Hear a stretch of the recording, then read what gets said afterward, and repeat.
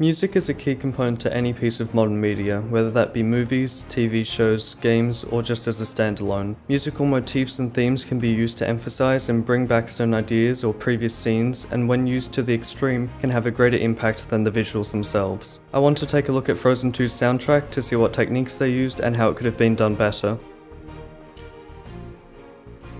I'm sure I don't have to convince you, or most of you at least, but I want to demonstrate how powerful music really is. This indie game, Hollow Knight, is incredible, and one of the areas in the game is called Deep Nest. Deep Nest is meant to be your typical scare the living shits out of the player area with creepy sounds, reduced sight, enemies that come out of nowhere. Spider! Hiding in the corner! And not to get too far off topic and move into sound design, but let's take a look at the game with no sound.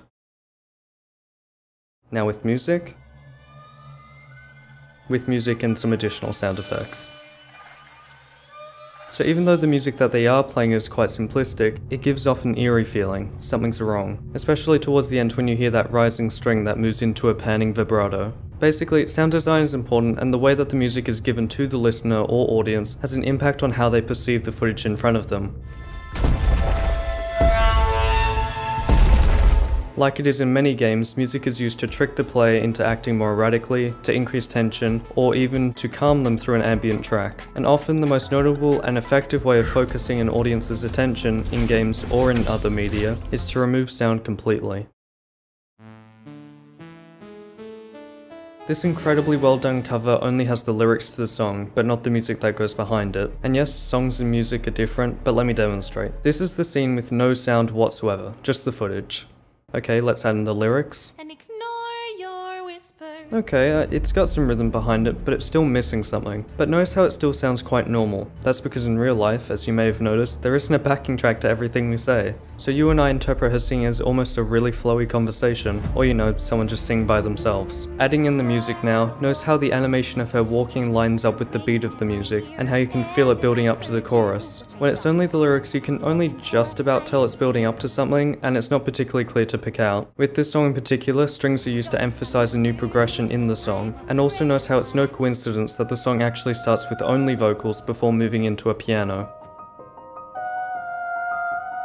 Instrumentally, the piano takes the lead before it gets pushed to an accompanying role by the strings, as Elsa's voice builds up to the strongest part of the piece. I don't think this is the right term, but the bridge between the first verse and pre-chorus intertwines the pianos and strings to have them mold together in a more natural way, rather than just jumping straight into the heavier sound. Then, at the pre-chorus, the piano is dropped for a full lead roll by the strings and an accompanying timpani. Before, it's all dropped and a single piano key leads us into the chorus, which then goes on to have many, many layers. So it's a great song, right? Once you break down all the layers and how they're used, percussion penned on the left and strings more to the right, how could it be better? When done correctly, quote-unquote epic orchestral covers can make songs sound, well, epic. The grandness they can possess is immense. One of my favourite channels is Frost Studio Chamber Sonic, and there'll be a card and a link in the description to their channel along with some of my favourite stuff from them too. Along with adding more of the heavier percussion we hear build up towards the end, you'll notice brass makes an appearance as well. This removes the clean and sweet elegance of the simplistic piano and strings in replacement of something more present. You feel it in the song a lot more.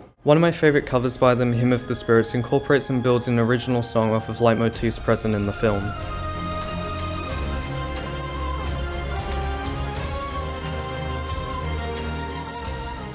I've spoken a lot about how music and instruments can add to the lyrics behind a song and the way that they're used to set up the chorus. But what if we flipped that whole idea on its head? What would we get? In my opinion, some of the most beautiful scenes and pieces in existence. So from How to Train Your Dragon and the beginnings of both of the Harry Potter and the Deathly Hallows movies, let's take a look at Romantic Flight, Obliviate, and Lily's theme. Romantic Flight exploits contrast to effectively utilize every second that it plays throughout. The scene right before Astrid goes for a spin is fast-paced and somewhat out of control. Romantic Flight deliberately uses this to gain the upper hand by deepening focus through contrast and incredible visuals that reflect the audio. And this is where some of those epic orchestral features come in. Because there's no lyrics to assist the track, it has to be absolutely bangin'. So ideas like heavier strings, percussion, and brass are seen more commonly when there's no dialogue. For example, when they see Burke through the clouds, because they need to inform the audience that this is important outside of just the character's expressions. To add to this, you'll also notice more layers being played at the same time to increase the depth of the piece, which is again something that is done in epic orchestrals to give it that extra rhythm and flow that isn't usually there when the music is composed with lyrics in mind. I really could talk about this scene forever, but let's move on before we cover musical motifs and themes in Frozen 2. The Harry Potter movies are no stranger to allowing music to take over and intensify scenes. For those of you who have seen the film, you'll know what a turning point the start of the 7th movie is. Once again, Obliviate falls into the epic orchestral technique of brass and heavy strings to build up an ambience before moving into a stronger floaty rhythm. As the song closes, an adventurous yet mysterious twist gets put in. Right as the brass takes a deep cut, the strings rise in more defined notes while a lone trumpet comes in and the percussion builds. The orchestra comes back powerful and stronger than before, with more and more layers building on top of the last, until the strings begin to slow, and then Lily's themes is one of the most beautiful pieces I've arguably ever heard, so I'll try and keep this as relevant and concise as I can. It begins with some very quiet strings that are accompanied by vocals, not lyrics, they're different. For the first minute of the song, which mind you is only 2.5 minutes long, the strings gradually increase in volume whilst intertwining with the vocals. They maintain a tension just waiting to be released that isn't seen with Into the Unknown because it requires a faster flow. The strings' harmony with the other instruments allows for great blends, but maintains a potency that means that they can hold their own in a melody.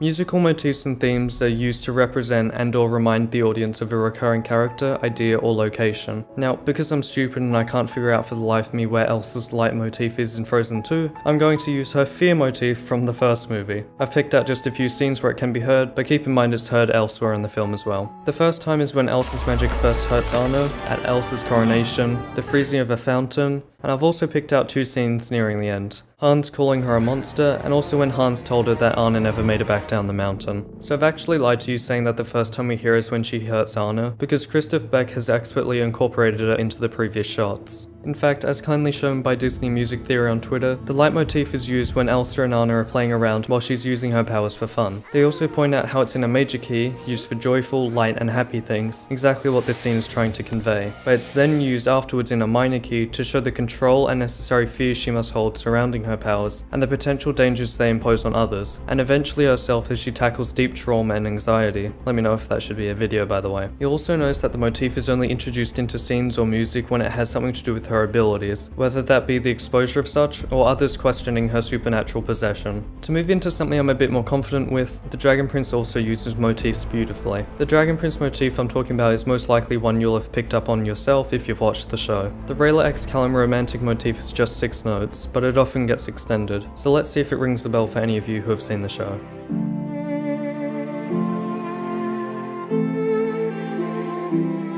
Just these 6 notes are able to convey so much emotion, and you can feel it as the piano clearly defines each note and the strings carry through. The flow of the music complements the flow of the visuals. To my knowledge, the first time we hear the motif is in the episode before when Callum comforts Rayla after she stays awake crying in the oasis.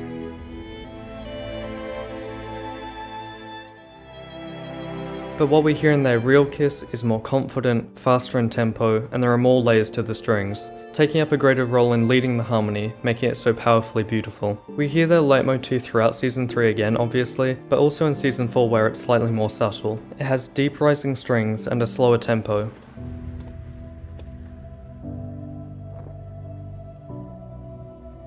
Hey.